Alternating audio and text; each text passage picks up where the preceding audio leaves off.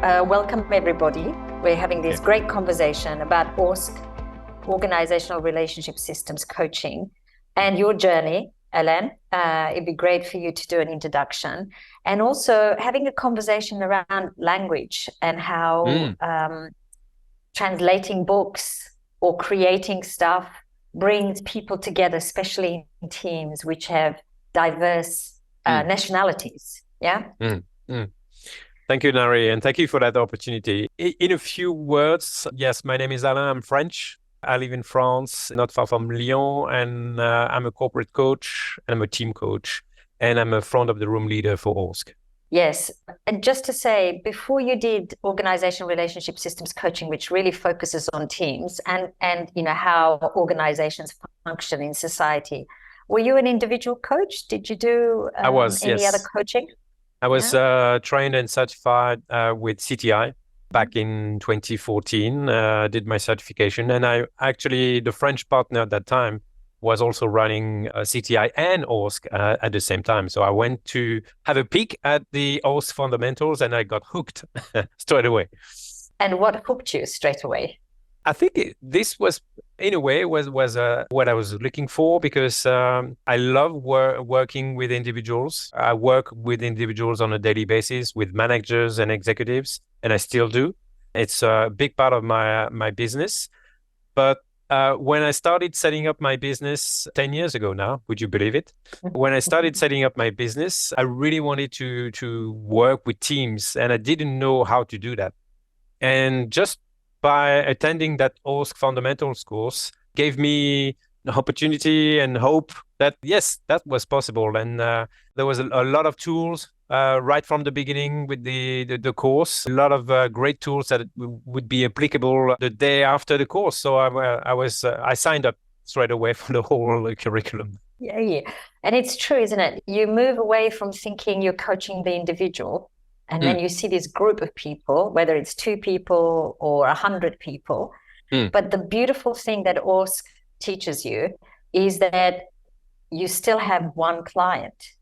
Yeah. So there is this leap that we do. We think, oh my gosh, how do you coach 20 people? We actually just coach one person, which is the team. Yeah. And that is a massive gift that ORSC gives you. And I felt the same way. I remember doing the fundamentals in Paris, actually, and learning that, in front of me is not all these different people. In front of me is the one team, the one system. You're so right. Still bringing those skills. Yeah. For me, looking at the team and looking at their third entity, major concept for the ORSC training, and really looking at the third entity of a team was really a game changer for me. Yeah, I think sharing that and coaching that is what creates high-performing teams. So that's my strapline. You know, Sierra Global says relationship matter, because we put always our relationships are behind us. And with this program, with this coaching style, we put the relationship up front. Yeah. And for me, when you do that is how you create high-performing teams. Absolutely. But the reason why I'm having this conversation with you is because I love the creativity that you bring to the work that you do in teams. Like the first one you did was creating the Design Team Alliance card game. Yeah. And now I understand that you've also translated some books. So shall we just have a quick conversation about the DTA game, which I love, by the way. I have it all the time with me. Thank you, Nairy. And then also have a conversation about language and translation. Yeah. You know, the origin of the card game was really that I was struggling with that tool at the beginning. Designing a team alliance with a team for me was edgy and difficult. And it felt kind of awkward for me to bring out really important stuff for the team, and I'm also very creative, and I wanted to try another way. So I'm really into games, lots of different games, could be video games or board games or whatever, and that's the passion about games is for me the beginning of the DTA card game. Because I really wanted something, a physical thing for people to play with or to be with, to design their own alliance. So I did a few prototypes. I talked to Marita about it as well, as she was ecstatic and she really wanted to try it straight away. So she still got the old prototype, by the way. But for me, that card game was a total game changer again, because when teams can really own their DTA, when they can really design through the material, something different's happening. Something's happening in the room, because they're opening different channels. They are having a different conversation around what's important for them. And that's exactly what I wanted for them, actually. So I bring my DTA game every time I start a team session, and every time I meet the same team again and again, I bring the card again and put their DTA that they designed the previous sessions to see what needs to be changed and what needs to be tweaked in a way. And they love it. Yeah, I have to say, I loved it as well. It had such a visceral experience, because there's a difference between saying, I want the atmosphere, the culture. Yeah. So for those of you who don't know, designing the team alliance is really the team to take responsibility for what they want, not putting it on anyone else. And it can be quite scary to say, I want joy or fun, because the minute I say it, I'm actually responsible for it. I can't ask you to do it if that's what I need. But then when you pick up a card, it's like, wow, I own it. You have a visceral experience to that. So I love it as well. Yeah. The physicality of the whole process is really important. When you put all the cards on the table and people are actually moving towards the cards, the intentions, the intentions are materializing in front of your eyes in a way, because they actually they're not picking just a card. They're actually intentionally and consciously bringing that into their teamwork. Yeah, I love it. Okay, and then I have been following you, and now know that you've translated 2 books from English to French. From Amy and Arnie Mindell, yes. Yeah, which are big influences to the organizational relationship systems coaching foundations, because Marita Friedjohn and Faith Fuller, who are the co-authors of the program, spent many, many years with both Amy and Arnold Mindell. So there is a lot of their work infusing the work that we do. So which are the books that you translated, and why did you choose those books? Well, when I was a student of ORSC back in 2015, 16, I loved the whole curriculum, and I knew that part of the program was really inspired by the Mindells. So I wanted to go back to the origins and read a few books. I started with Riding the Horse Backwards, a great book, by the way, from Arnold Mindell. And then after this one, I read another one, and then another one, and then another one. So I really I got into Mindell's work, and I even attended a few seminars for process work in France as well. And the idea came up around COVID time. Back in 2020, things slowed down a bit, and I really wanted to do something around process work and around the work from Mindell and their books. And I really wanted to do something. So I chose The Leader's Martial Artist from Arnold Mindell. Because for me, that book is, in a way, summarizing what we're talking about throughout the HORSE program, about how you can be consciously and intentionally a leader in organizations you're part of or organizations you're facilitating work for. And the concept of deep democracy from Arnold Mindell is actually in this book from page 1 to the page 250, because everything's in this book. So it's about how to be a leader consciously and intentionally, but also how to lead with deep democracy. I got really interested in translating that book from the start. Okay, I'd love to talk to you about the book, but let's go through your own translation process for that book. And then I'd love to talk about the Meta Skills book by Amy Mindell. So what was the translation process? Like, what happens to you and how do you connect with the material?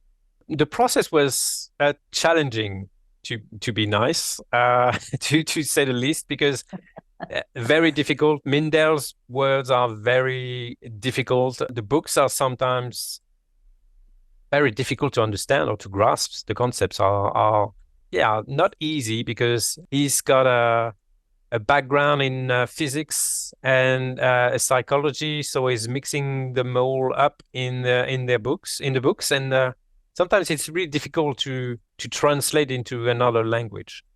So, and I wanted to be as close as possible from the original text in a way.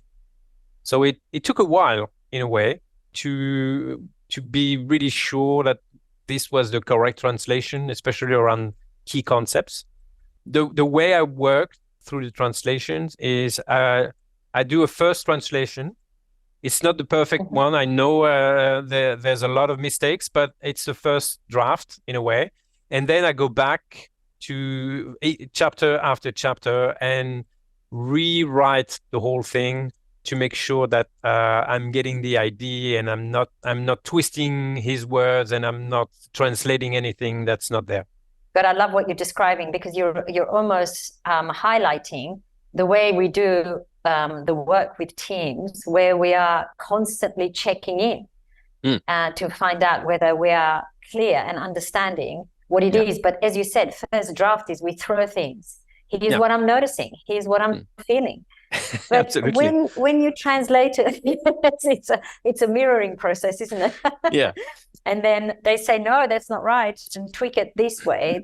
But then they hear it, the teams hear it. But just coming back, when you translated it, did you feel a closer relationship to the work of Mindel's than you did when you did it in English? Yes, definitely, because translating Arnold Mindel's The Leader's Martial Artist, which was the first translation, was a new experience for me, and I got closer to the concepts. I got closer to Mindel's idea around deep democracy. And for me, when I was translating some of the sentences in this book, I was just stopping myself, saying, "Wow, did you just realize what you read and what you translated? Because this is powerful stuff." And I had to stop myself to make sure that I could capture that in a way. And in French or in English, I really wanted to keep that essence alive.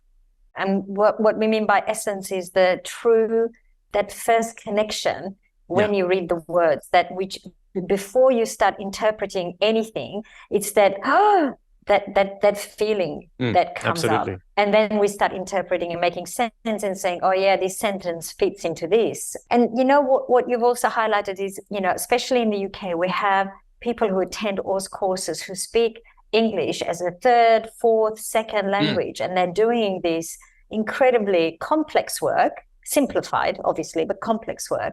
And now you're saying something around, we take a lot for granted when we do that, when we're English speakers and everybody in the team speaks English, but not everybody speaks English as their first language. Yeah. And how do we soften that? How do we soften? How did you soften that? How do we make friends with the fact that it's English written, because both the Mindels are American? And then how do you then welcome that, but also translate it to French?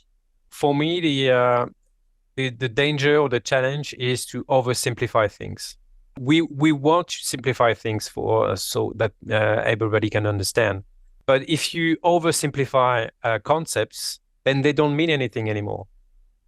So when English is not your first language, sometimes it's difficult to grasp some expressions. And there's a saying when I lead courses, ORSC courses in French, that why say it in one word in English when you can say it in 10 words in French?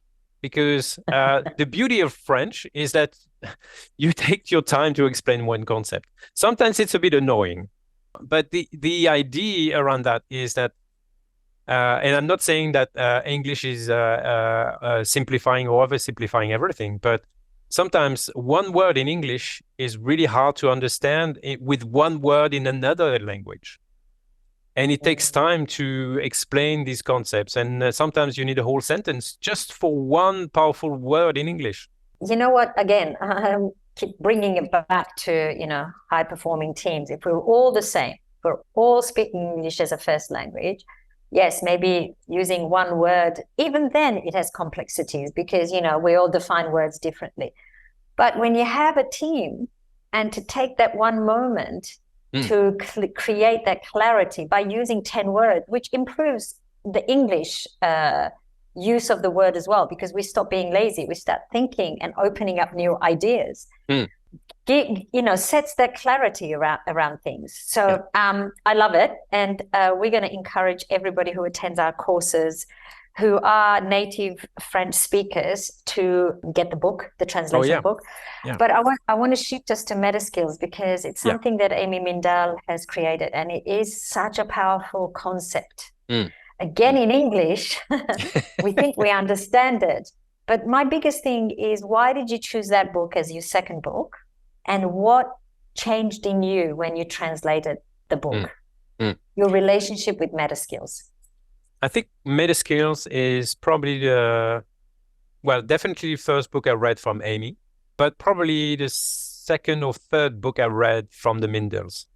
Because for me, that book is such an important work, and it's not just for coaches or therapists. It could be for facilitators or for any person working with other persons, other people, because the work and the words that Amy put in this book is in a way for everyone. It could be business related, or it could be for your private lives as well. The concept around meta skill, and by the way, this book is 25 years old already. Wow. But the concepts around meta skills is that if you intentionally and consciously put the energy and your focus into a situation or into a relationship, then things starts to change.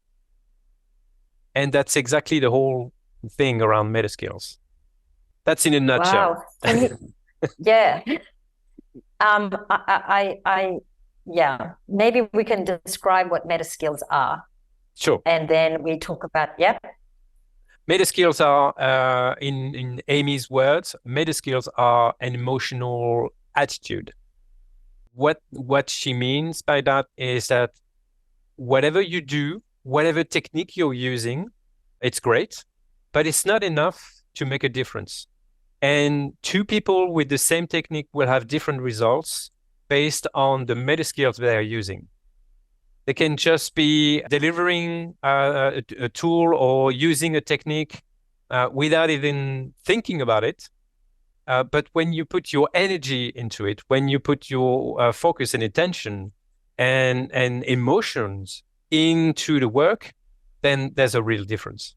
Yeah, and we've all felt that, haven't we? When we have felt when somebody says they're listening, but they're not emotionally invested, so they're not coming from this space of maybe inviting, space of welcoming.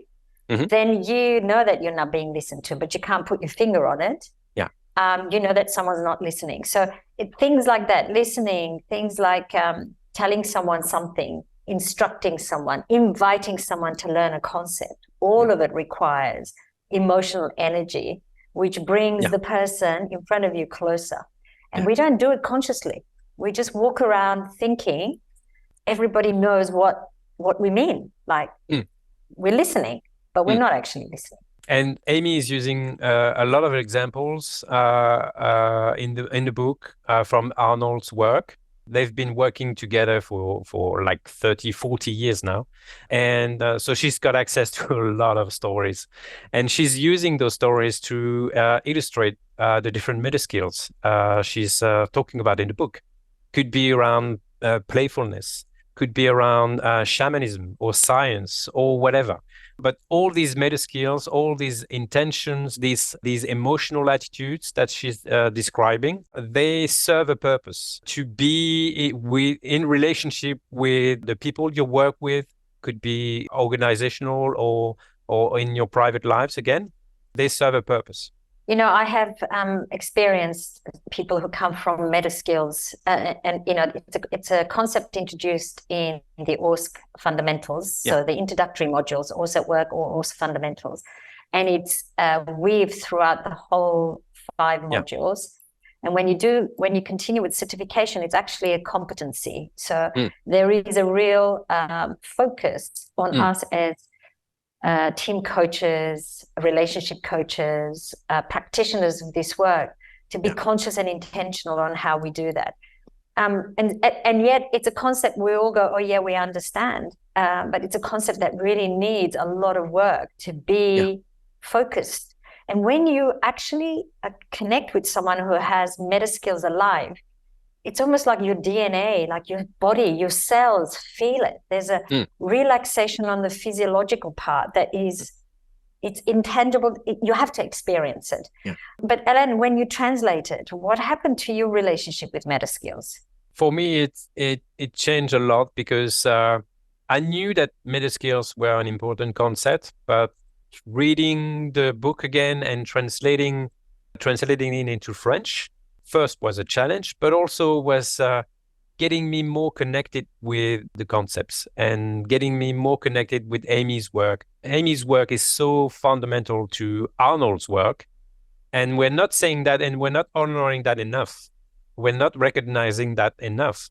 So for me, that was in a way a tribute to Amy's work, because for me, she's been working in the shadows in a way from Arnold, and she's so influential in Arnold's work.